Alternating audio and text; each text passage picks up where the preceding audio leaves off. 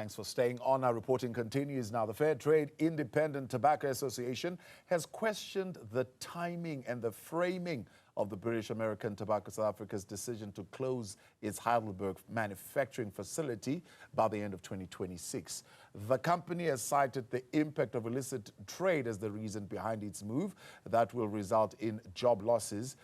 It says the closure highlights a broader challenge facing many industries, including alcohol, pharmaceuticals, and cosmetics.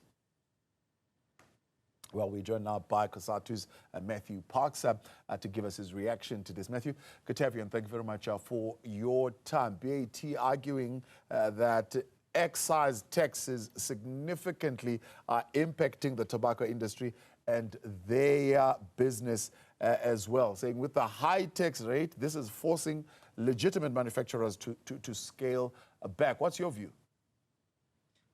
So look, we are quite concerned about the possible loss of 230 jobs if British American Tobacco closes its factory in Heidelberg. And when we have an unemployment rate of 42.4%, we should be jealously guarding every single job we have.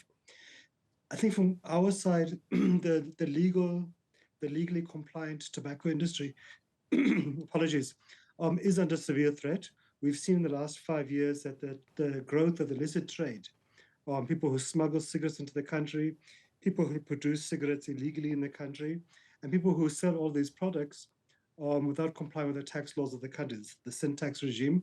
They are galloping. They now occupy about 75% of the trade of cigarettes. They largely sell them at spaza shops and so forth. So you won't find them at your normal retailer like a Pick n Pay or a ShopRite, for example. But they've cornered basically 75% of the market. And the reason why is because they're selling it at about a quarter of the price of a normal pack of cigarettes. So if a normal pack of cigarettes goes for about 40 Rand, they will sell it for about 10 Rand because they're not paying the sin tax regime, etc. So this is quite dangerous because it not only does it pose a threat to companies who abide by the law, who comply with the sin tax regime and their workers, genuine legitimate traders and workers, it also threatens to see an explosion in the number of cigarettes being sold by a number of people who are able to buy cigarettes, especially young people. That creates a real problem because when young people start smoking, they tend to smoke for the rest of their lives.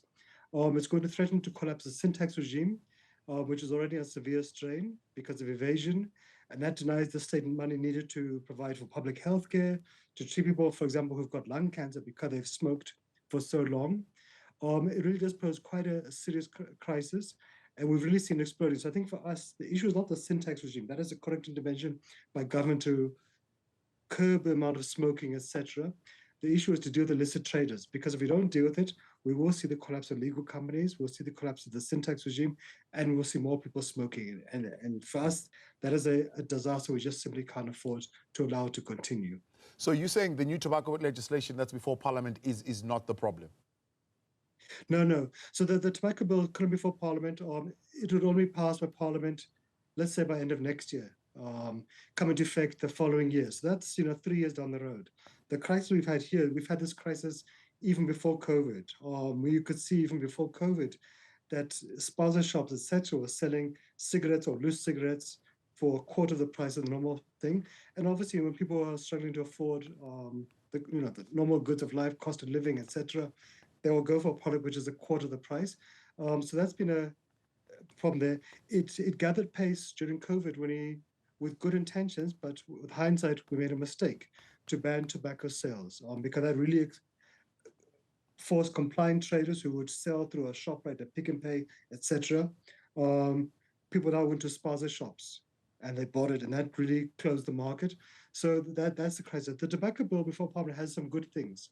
Plain packaging, no adverts, putting cigarettes out of sight, etc. But we think we need to also look beyond that. We need to look at having tracking and tracing mechanisms put in place in the warehouses, the manufacturing plants, the retailers, the trucks, to make sure that SARS and the police can trace cigarettes when they enter, or when they're created or they enter the country, from the distribution to the retailers, etc. That's a major thing. There was a court case where the tobacco industry fought against that. We think that needs to be put into the tobacco bill. But there's just simply a question of enforcing the law as it is. The police SARS must go to shops, to spaza shops in our townships, in our cities, and they must go and check these companies, these products rather, and those which are illegal must simply be confiscated, and any person who sells them must face the sanction, must have the assets attached, must be fined, must be brought to court, and we think a few people need to be made an example of and be sent to prison, because this is already happening. And if we don't deal with it soon, we fear that in the next 2 years or so, they'll take up 100% of the market. They'll collapse the legal traders, the legal jobs. They'll collapse the syntax regime. And we're going to see many, many more young people smoking. And that is going to mean more people dying of lung cancer, more of a burden to the public healthcare facilities. And these are quite sophisticated industries, but we think there is also space for a partnership between government, the police, Department of Health, SARS, with a legally compliant industry, with the unions, with healthy NGOs, to make sure we crack down on the illicit trade. Because you will find when you engage the legal traders, they have useful intelligence that we think we should be exploiting.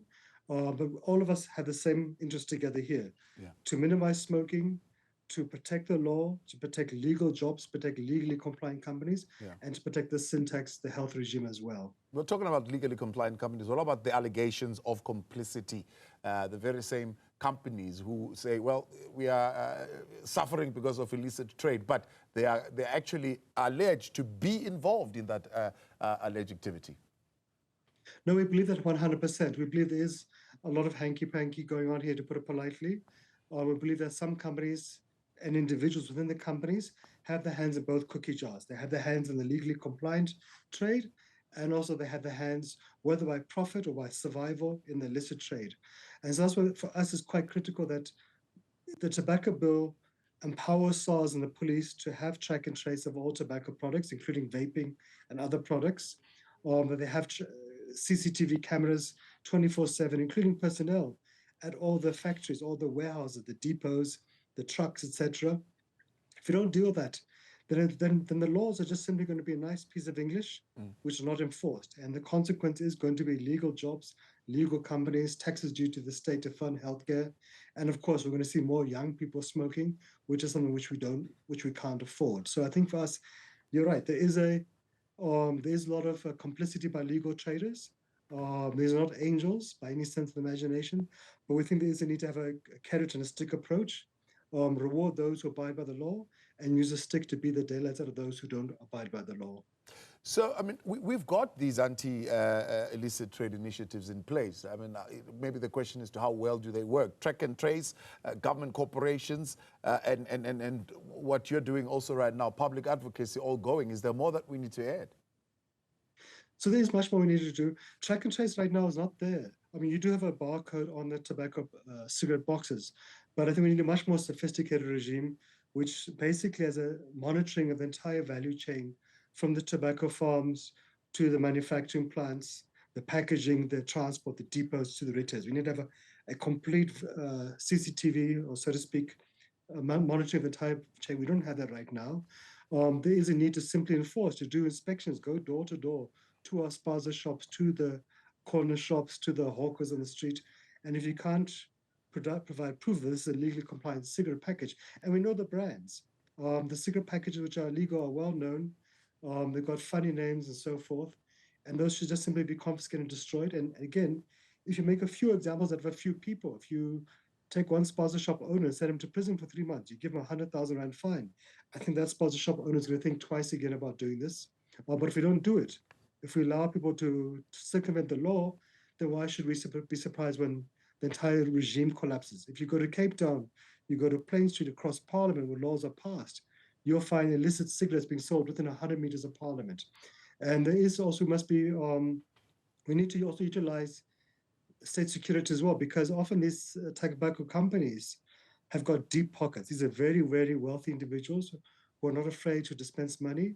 So there is a need to also monitor the police, SARS, and so forth, to make sure that those persons involved are not taking bribes. If we must do lifestyle audits as well, we must do that as well. But I think also in the law itself, the tobacco bill before Parliament right now, where you see a lot of lobbying by the industry against it, there is a need to strengthen it, to require tracking and tracing, to require the police to do more inspections, and also to increase the sanctions and the penalties as well against those who break our laws. So, I mean, of course, at the heart of this conversation with you, particularly, Matthew, is the fact that there are jobs that are potentially going to be lost at the end of 2026. So are you saying that the argument that repeated above-inflation excise taxes, increases on cigarettes in South Africa are just a red herring, those excuses that they're being brought up? Look, we can have that debate. Should you increase it above inflation, etc. I think for us, the concern is that we're getting to a point where you can increase the sin tax regime by 100%, whatever. The illegal guys are ignoring the sin tax regime. Whether there's no increase or it's an inflation or it's an above inflation increase, they don't care. They're ignoring it. And I think for us, that is the real danger. That is a danger to the legally compliant chaps. It's a danger to the jobs. It's a danger to the sin tax regime. And it's a danger to public health care as well. So I think for us, that's the crux. Whether we adjusted the sin tax for inflation as we normally would do, I think for us, we're getting to the point where that's academic. The illicit trade, which is now 75% of the market, they don't mind whatever we do. They're cornering the market. If we don't deal with them, we're going to render the sin tax regime to be academic, to be immaterial, because they basically have checked out of the system. I think for us, that's where we've got to make sure the police and SARS, the municipal police, really go after the illicit trade with a vengeance. Yeah. And that really is about simply going door to door. But it does mean in the budget speech, the budget to be tabled at Parliament in a few weeks' time, it has to give our police, it has to give SARS the resources they require, and really have to hold a tight leash on SAPS and SARS as well. Including through Parliament to say, what are you doing to tackle the illicit trade? Where are your reports? Where are your progress action? And also to call them before Parliament, at least quarterly, if not monthly, to say, how far are you? What are the successes? What are the obstacles? What support do you need to be given? We really have got to elevate this. Otherwise, we're going to lose this war. And I think we'll lose it in a couple of years' time if we don't drastically change tact very, very quickly. All right, Matthew, much appreciated. Thanks for coming on. Cosatu's Matthew Parks there, joining us for reaction to the closure of the Heidelberg factory of British American tobacco in South Africa.